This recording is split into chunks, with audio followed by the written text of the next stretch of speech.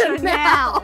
And I've been telling you about my secret Yes, little you spot have. here in Cherry Creek North. Today, it's time to introduce you to my little treasure trove. Welcome to Dan Sharp Europe.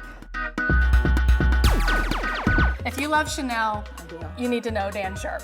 We have Chanel. Tell me everything. Show me everything. We have some amazing Chanel from the 50s through the late 80s.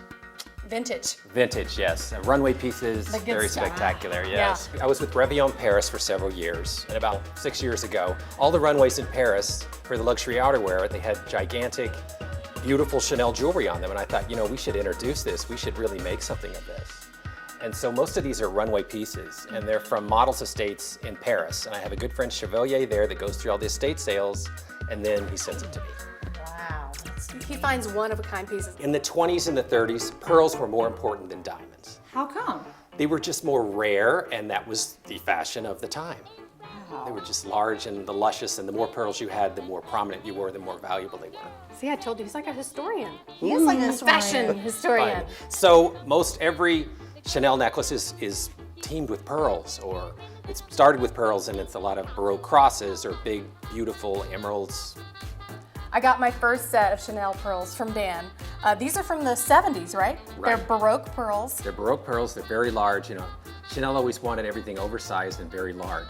And a lot of ladies couldn't afford that, so she made it in costume jewelry rather than fine jewelry. Girls, this is one of the most amazing Chanel pieces I have ever seen.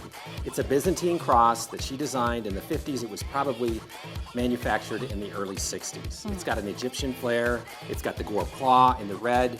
It's just phenomenal. I've never seen anything better. It is so highly sought after. He was telling me some really high-end luxury designer shops have tried to get their hands on this. But it's Truly a priceless, collector's isn't it? piece. Yes, it belongs in a museum. So Annalisa, what do you think of my little treasure chest? I am obsessed. I want to buy and wear everything on this table. And you can do that. I mean, your price ranges really are great. I mean, they go from $300 to $400 all the way up to priceless. So something for everyone, right? Correct. So everybody can afford a piece of Chanel. Yeah. Well, as Coco put it herself, the best things in life are free. The second best are very expensive. Salute. Salute.